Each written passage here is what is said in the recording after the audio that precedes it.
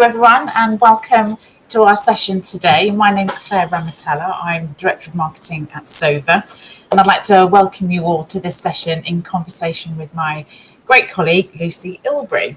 For anyone who's perhaps less familiar with Sova, just a very quick introduction in terms of the business that we're in is around really delivering scientifically robust, digitally enabled assessment solutions for organisations all over the world. And that's to help them make fair, effective decisions about their people. And it's fairness and equity that we're going to talk about today, because that really is part and it's core to our mission. And in particular, talk about our Changing Assessment for Good mission and the release of our new Equitable Assessment course. If you're watching this session live or on demand, you'll know that you're doing this so via our assessment community. Our community is a really important initiative, and it's where we are bringing talent professionals together, whether that's in pre-hire or post-hire, and sharing resources, sharing learning, fostering sort of peer-to-peer communication, all around the kind of specialism of assessment. And that's with a view to raise the bar of practice and help organisations, as we say, make that kind of fairer, more effective decisions about people. I've got some questions to ask Lucie today, but before we kick off, Lucie, why don't you introduce yourself and just talk a little bit about your career to date and your role at Sova? Thanks, Claire. So I'm Lucie Ilbury. I'm a Chartered Occupational Psychologist, and I'm head of Sova's Client Enablement team. So as Claire mentioned, introducing the community, looking at how we can develop learning content that really enables our clients and partners and people in work more generally to get the most out of assessment and use it in a really fair and ethical manner. I previously have had roles where I'm heading up training functions, also worked in human resources myself alongside organisational development and training, and have also worked directly with individuals or children in particular with different forms of neurodiversity, supporting them in an academic setting. Super. So Lucie is really well placed, actually, as part of the enablement team, thinking about how we upskill our clients and in turn really sort of make sure that organisations are getting the most from their assessment solution, and the community is a huge part of that. But in terms of like sort of kicking off, why was it important for us at Sova to create a course focusing on equitable assessment? So we know that really significant issues remain in society and in organisations when it comes to fairness. So especially in relation to diversity and inclusion, and ensuring people from a range of different backgrounds and demographic groups can bring all of their individual qualities to the work that they do and are treated fairly in doing so. Mm-hmm. So this specifically relates to how we can level the playing field in talent assessment and ensuring that assessments that we're using to inform really fundamental decisions, such as whether somebody gets a job or whether they're promoted, are serving to overcome some of the issues that we know exist around fairness, diversity and inclusion, rather than exasperating matters further. So we really felt as an organisation, as psychologists and assessment professionals, that we can help our clients to learn more about the steps that can be taken to ensure that there is equity in the assessment process. And if there was any sort of, what we do know actually, and even through COVID, and if you look at some of the statistics, we know that there isn't a level playing field. So I think for the avoidance of doubt, there's so much data out there about, background, educational qualifications, whether it's ethnicity, all the characteristics of diversity, despite all of the efforts, I guess, over the years and all the things that we're seeing recently, there is still much to do.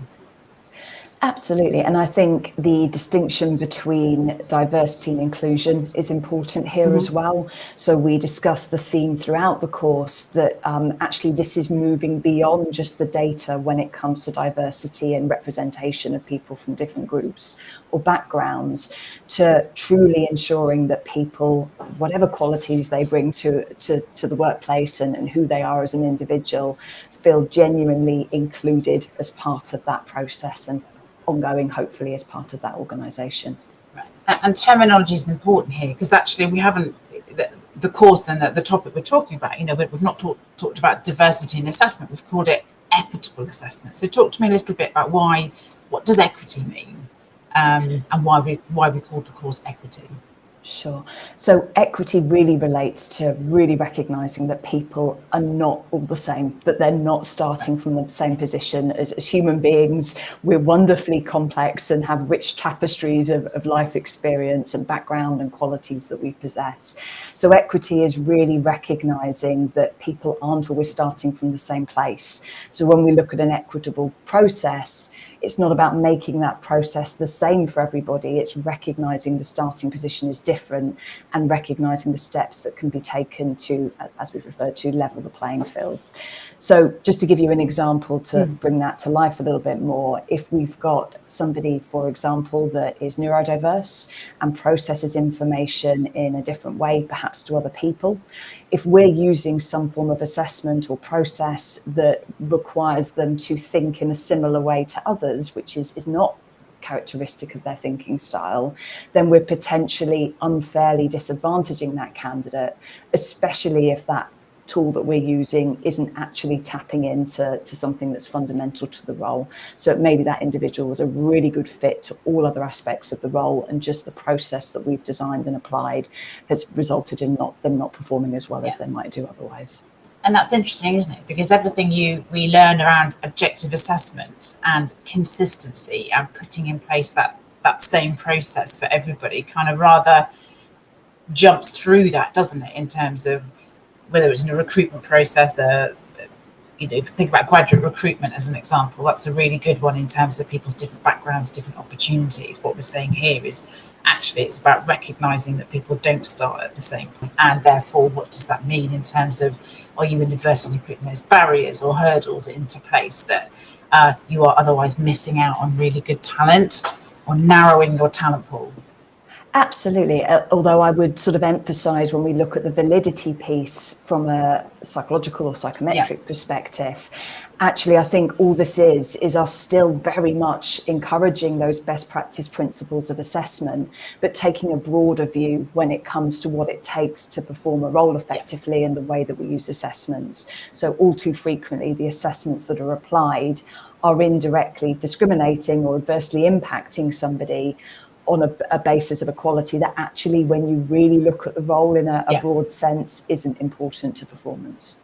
And as part of when you were building that course, you spoke to John Lewis Partnership, didn't you? And I know you sort of say they put this really well. Tell me about that. Absolutely. So we had a really, really helpful interview with John Lewis about the steps that they've taken to really address diversity and ensure that their process is as equitable as possible. So really looking at not treating individuals in the same way, other than the sense of making sure that everybody has the best possible candidate experience and is treated fairly. And that's fundamentally the crux of what we're talking about through this course. Yeah, and I think that's a really nice way of putting it. So if an organisation is taking a step back and thinking, okay, right, we know there's work to be done, we know we want to make improvements, what are some of those issues and challenges that organisations need to be aware of when they're hiring and assessing people? So there are many, and I think quite often it's the complexity of those challenges and issues, and the fact that they can't be approached as isolated issues, and we need to look at them a bit more holistically. That is the complexity of this field more generally. I think broadly we can identify issues as taking place at either the individual, the group, or the organisational level. Yeah. So in the course we talk about the idea of thinking fast and the issues that can cause for humans when they're part of an assessment process. Because as human beings, we have so much information that we have to deal with on a minute-by-minute basis that we tend to take shortcuts in our thinking. And sometimes without us meaning to, and quite often without our awareness of doing so, those shortcuts can introduce bias or sometimes poorly rounded decisions and judgments as part of a process. And what might that look like in an assessment centre or in a recruitment process? Give me an example of that. So a good example would be assessing an individual that we identify is like us in some way. So, for example, we might identify that they've got a similar manner, perhaps we recognise some of our personality traits in that individual, or perhaps they like things that are similar to things we like or come from a similar background to we do. And all of these factors, without us quite often being aware of them, can influence our judgments and our thinking and the way we process information. That means that actually the lens through which we're taking all of that in is clouded and fundamentally stops us from seeing the bigger picture and the more accurate picture.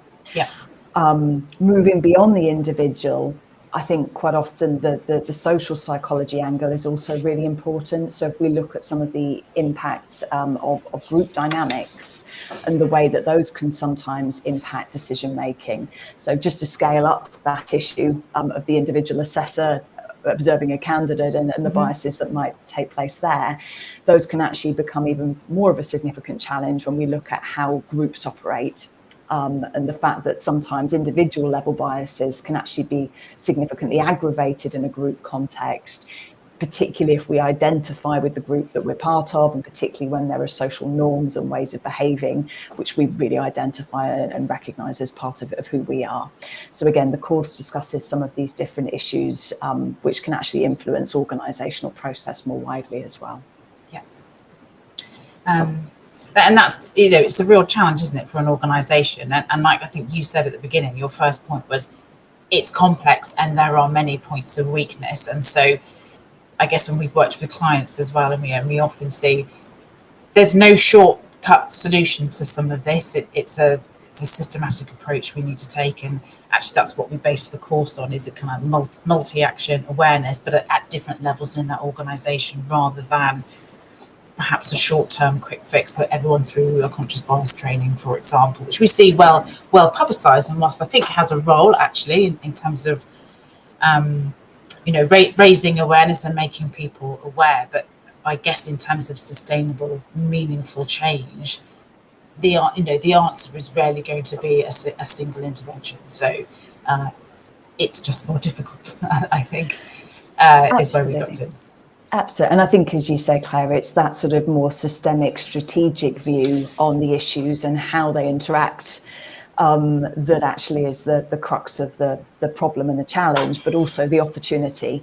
And within the course, we introduce Sova's model of equitable assessment and some of the key components of how you can actually firstly review and consider your existing process, and then how you can address that in a slightly more systemic fashion, which ensures that actually you're addressing some of these issues rather than taking a piecemeal approach or a very sheep dip approach to problems, which frequently results in very short term or temporary change. And on that, the equitable assessment model, obviously it takes us sort of where an organisation might be at the sort of early stages, right through to one that perhaps is more on the front foot in terms of interventions and practices and processes that they put in place. Could you give me an example of maybe some of the things that might sit on the sort of lower end, if you like, and maybe what we want organisations to aspire to at the more advanced end? Absolutely. And I think probably a key point to make is we recognise organisations are at different points in that journey, and quite often have every intention of addressing any existing issues, but it's difficult sometimes to know where to start or to get appropriate support and stakeholder buy-in to initiatives which take time and ultimately money.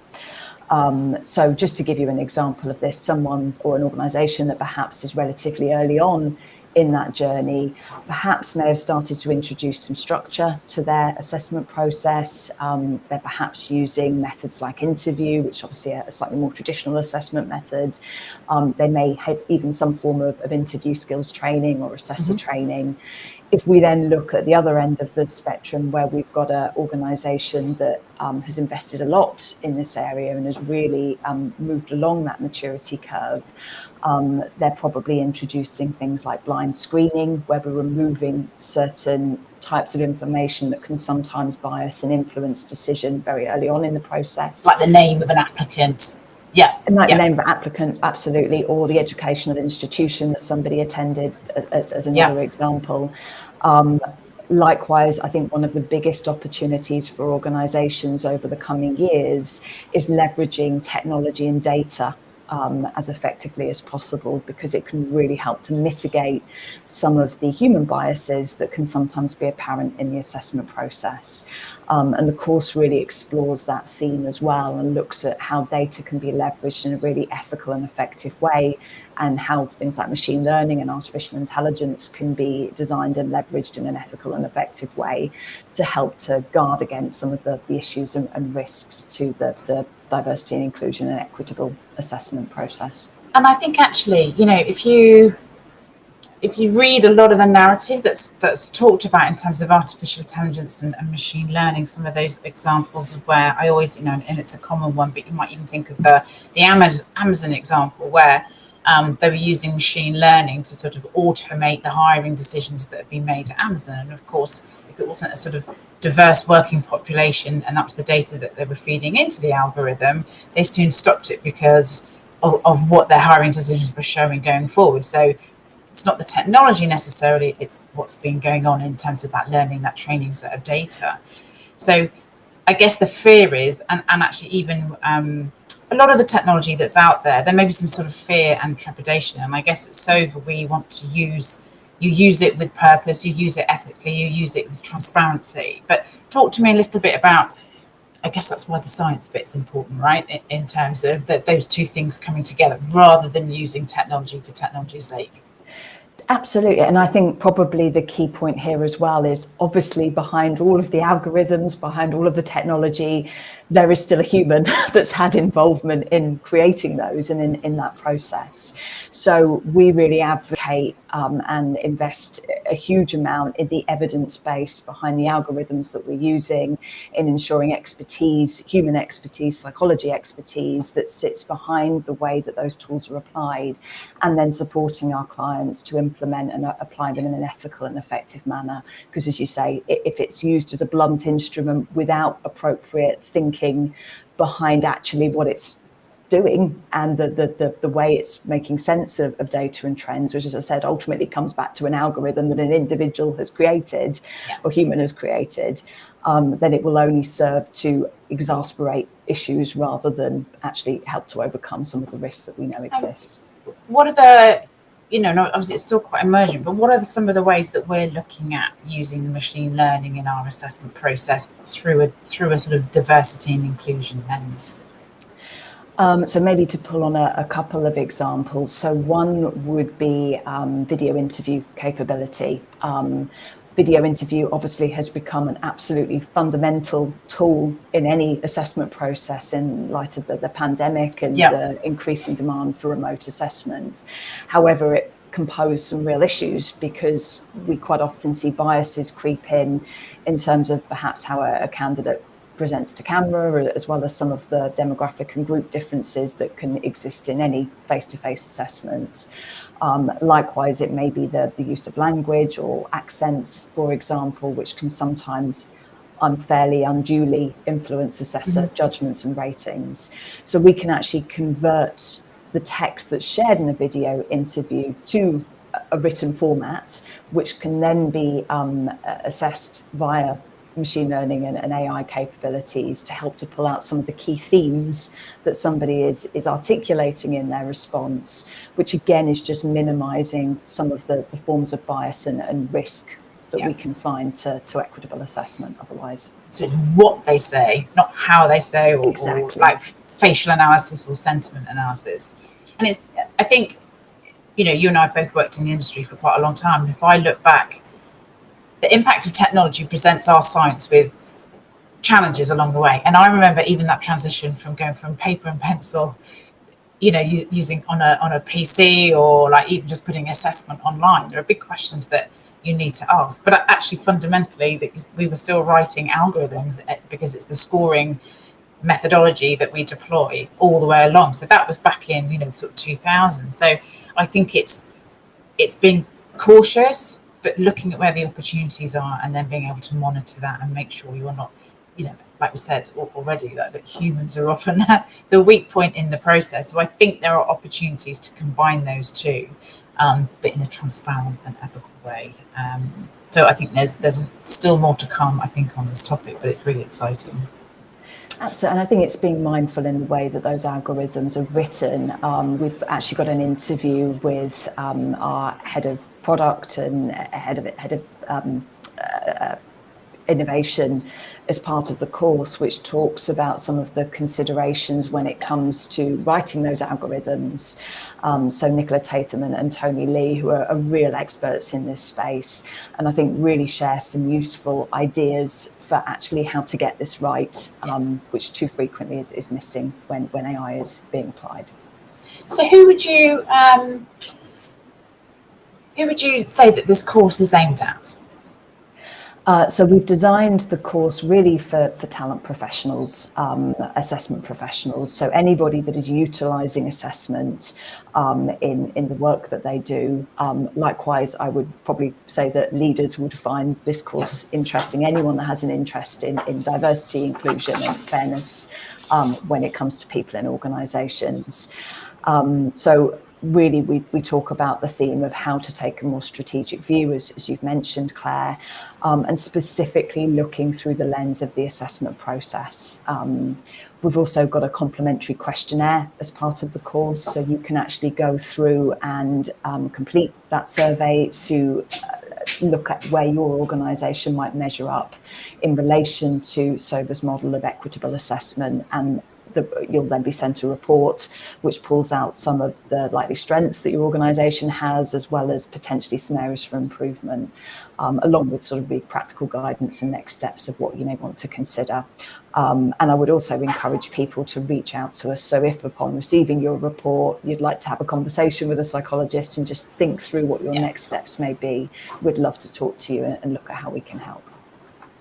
So I guess as we come to a close on the conversation, a couple of things from my perspective is just, I guess, where's a good place to start? Apart from taking our course, but where might be a good place to start in terms of if you're looking at your hiring process, for example? So I'd definitely recommend starting with the data. So your data, the representation that you have of people from different groups and backgrounds through your process, perhaps candidate feedback if you're collating those insights into how people have felt through your assessment process, whether they genuinely feel included and encouraged to participate, because from a number of angles, firstly in terms of your employer brand and making sure you're attracting the best possible talent. That's the way that we treat candidates is fundamental as part of that. Likewise, you're forming the psychological contract with those individuals so that if they do go on to join your organisation, the hiring process obviously plays such a critical role in setting that up on the strongest from the strongest possible starting point. And ultimately, I would say anyone that is involved in assessment, talent assessment, some of the frameworks that sit behind that more generally, is probably already mindful of the important role they have in addressing some of the inequity that we know exists in society more generally.